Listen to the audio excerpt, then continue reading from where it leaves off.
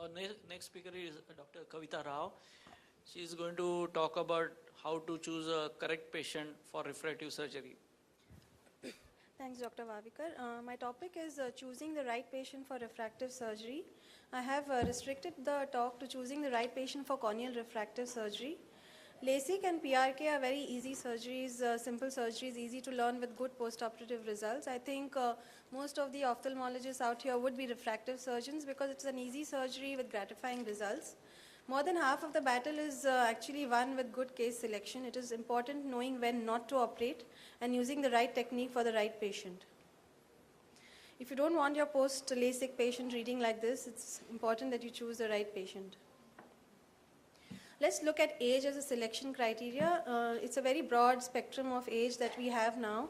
We have older and older patients coming in requiring a LASIK. I think Dr. Kumar has just covered that. The influencing factors in this age would be the existing lens sclerosis and the presence of presbyopia.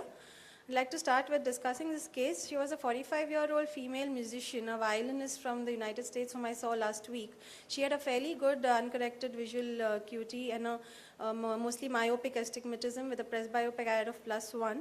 Her topography and pachymetry values were within normal limits. Basically, her goal of surgery was to see distance clearly without glasses and continue to read her music notes, which she kept at 1 feet distance without glasses. So I explained to her that may not be possible. I gave her the option of monovision, and ultimately she decided to not go ahead with surgery when she realized she's going to lose that independence that she had. Looking at the younger end of the spectrum for age, traditionally we've all been taught that once a patient turns 18 years of age, if the refractive error is stable, we can go ahead and do LASIK surgery. But now we know that there are questions being raised whether is there anything like being too young for LASIK. There are recent reports of ectasia in very young patients. When I say young, I mean less than 22, which have raised questions as to whether age may be a factor to consider preoperatively. Theoretically, also it makes sense because if LASIK is performed at younger ages, keratoconus suspects may not be diagnosed because they have yet to manifest topographic abnormalities. Patients who developed ectasia without any recognized risk factors were significantly younger than those in previously published reports of corneal ectasia with identified risk factors. This is a study led by the Randleman group where they analyzed around 250 patients retrospectively, and they tried to find the predictable risk factors for ectasia. In that study also they found that most of the patients, like anything with a risk of 3, they found it was high risk, and anyone less than, most of the patients who developed ectasia were actually the younger patients, less than 22 years of age. Looking at gender, I think most of our patients are females. As we all know, LASIK is contraindicated during the 3rd trimester. Also, if your patient is on any hormonal therapy, taking OC pills or planning a pregnancy, it's better to avoid surgery during that period because there is a higher risk for post-LASIK ectasia. Once a patient comes, it's important to examine the ocular surface thoroughly, do an examination of the lids, lid margin, conjunctiva and cornea, the trio breakup time, do a Schirmer's test.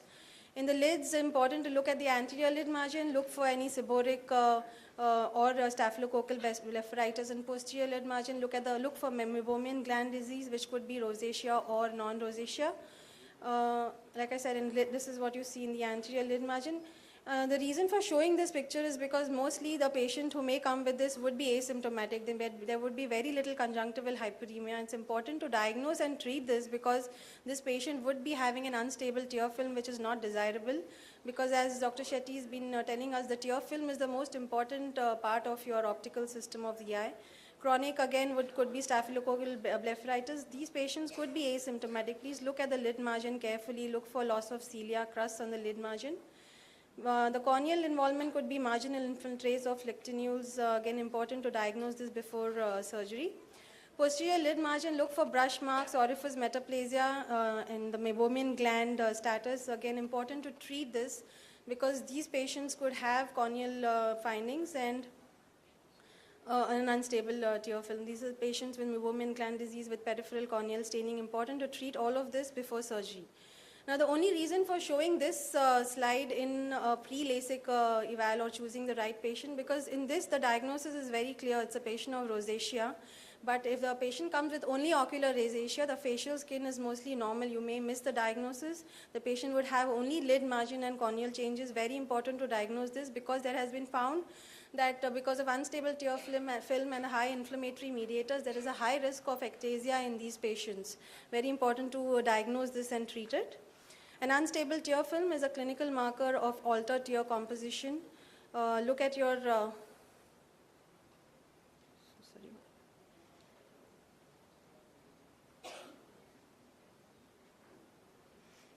sorry about that. So in meibomian gland disease, the tear breakup is usually affected near the limbus. If it's an aqueous tear deficiency, it could be corneal staining all over.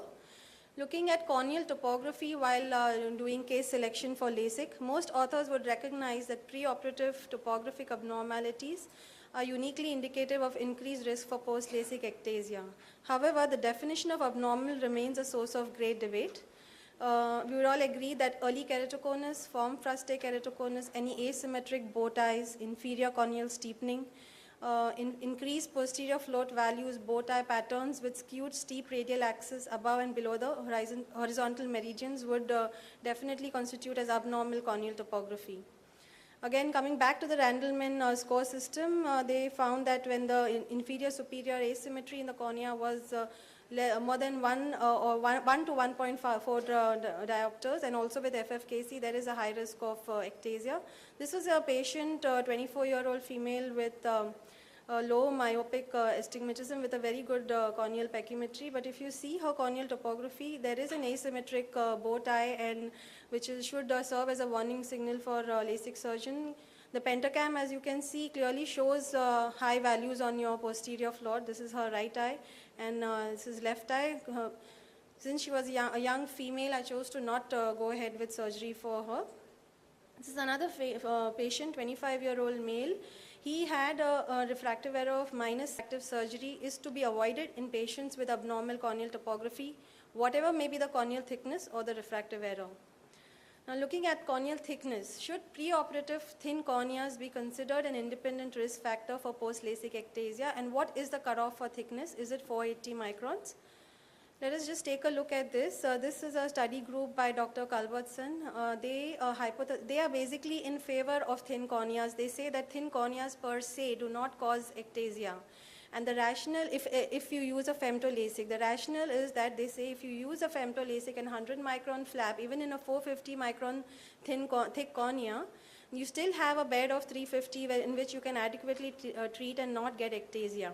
They feel that if a microkeratoma is used and you can inadvertently get a 200 micron bed, which can then leave a very small residual bed. So basically what they're trying to say is that if ectasia happens in thin corneas, it's because of getting a low RBT, and it's not because of the pre-existing thin cornea. So they say that the Randleman group is erroneous in saying that the thin cornea per se is causing the ectasia. So this is like just what I just said, that they did a study to validate the Randleman score criteria, and they feel that since microkeratoma was used in that study and RBT was not measured, it is likely that deeper flaps were made, which resulted in low RBT, which predisposed to ectasia and not the thin cornea per se. Obviously, the other group, which is by Doyle Salting and the Randleman himself, they feel that irrespective of what kind of LASIK you do, there is an increased risk of ectasia with thinner corneas. And even though they do agree that flap thickness may have been thicker than anticipated, there is no evidence to support this assumption for all patients. Dr. Randleman has presented his flap data. It is 80 to 190. You can see the range. It is pretty a wide range. So I think we could agree with Dr. Culbertson that it is a wide range. And so what is the learning from this? Should preoperative thin corneas be considered an independent risk factor? I would say the answer is still yes. If the corneal pachymetry is 480 microns or less than 500, it's better to do a femto-LASIK or do a surface procedure. It's then left to the discretion of the individual surgeon. This was a patient, 25-year-old with minus 5.5 and minus 5, it's a normal refractive error. Pachymetry was 480 both eyes, and I chose to do a PRK on her, and she's doing well. This was 1 year post-op, 2 years post-operative with a normal stable cornea, and she's 6'6" in both eyes.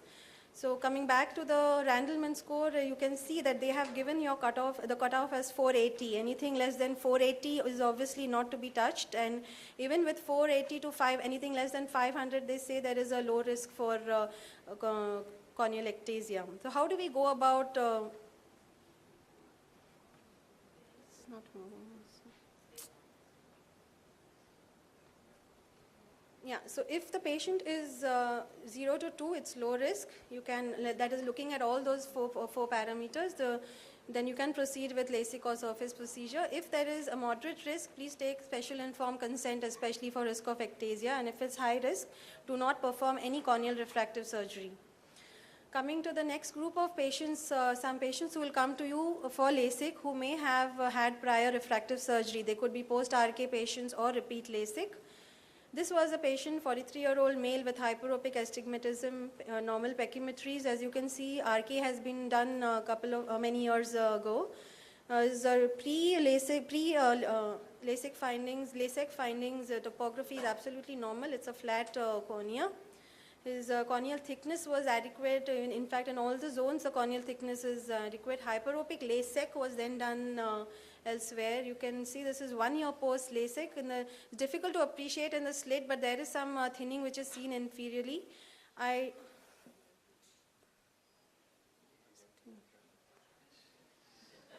Sorry.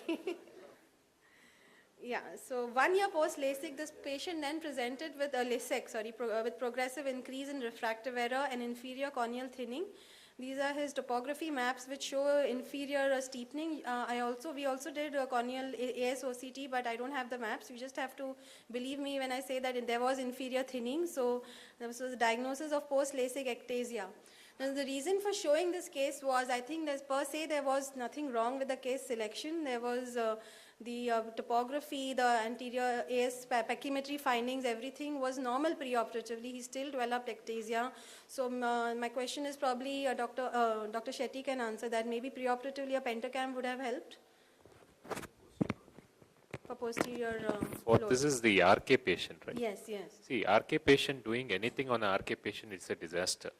It's a completely poor biomechanics in them, and you don't even know what was his pre-op status when the RK was done. Exactly. The person who did a RK got away with it because ectasias, it's very difficult because you cut everything there and it's an issue. But doing a LASIK is, wherever there's a weak spot, you'll have a bulge. It was surface, LASIK. But still, you have burned the tissue. I'll just add a point. I had a patient who had come for a second opinion with iatrogenic ectasia.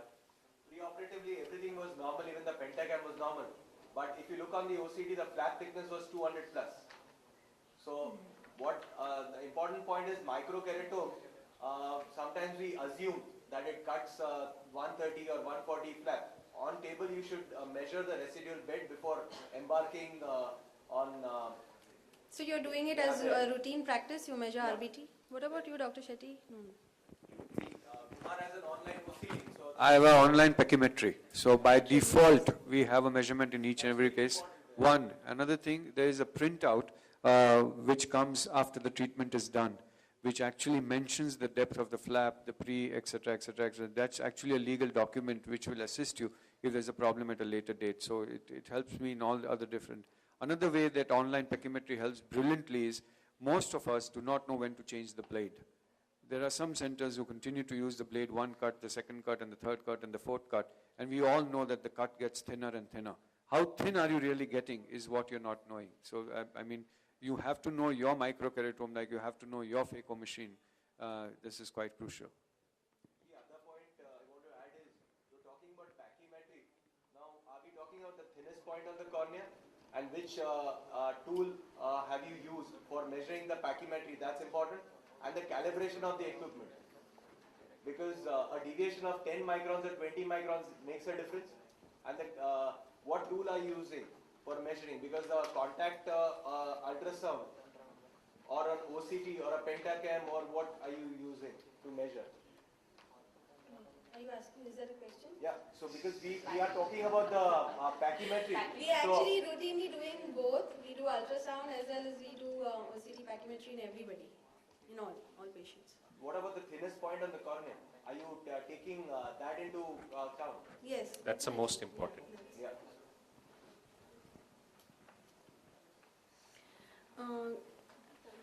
Looking at wavefront analysis and wavefront guided LASIK, I think Dr. Shetty has already covered this. Ideally, an aberrometry should be done in all patients, but definitely in patients with large pupil size, patients with night vision problems, post-refractive surgery patients with visual symptoms, glare and halos. This is a patient of mine operated maybe I think 4 months back. He had LASIK was done for a low myopic astigmatism. After surgery, he complains of waves and ripples on looking to the left side. His right eye is absolutely normal. His vision is 6/6. His wavefront analysis revealed higher order aberrations. Right now, we just put him on tear substitutes and restasis to kind of stabilize the tear film. If his symptoms persist, like Dr. Shetty talked, we can plan to do a wavefront guided ablation on the left eye. Can I just take a minute on this case? When we have this is something which is we get commonly these kind of patients. We don't know whether what is actually causing the problem. So what we do in our clinic is we put this patient on a contact lens, zero power RGP, one of the contact lens. If the symptoms disappear, we know that all your wavefront guided will sort out. So exactly what you plan, this is what we do. We'll put them on a tear substitute, see if it's a tear film problem or something else. But if you put a contact lens and still the patient is still complaining, then we know that whatever you do is not going to be happy. Right. Because see, the best way to know the outcome is put a contact lens, especially an RGP lens, which kind of masks all the irregularity. It will corneal, it will correct. So immediately you put a contact lens, they know that immediately this is happy.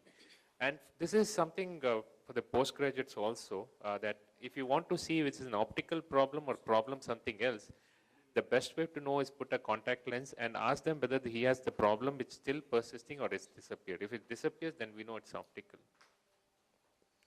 Thank you. So in conclusion, as practice patterns evolve and at-risk characteristics are better defined, borderline patients, especially those with high myopia, thinner corneas, or subtle topographic abnormalities, should be presented surgical options other than LASIK, such as surface ablation or phakic IOL.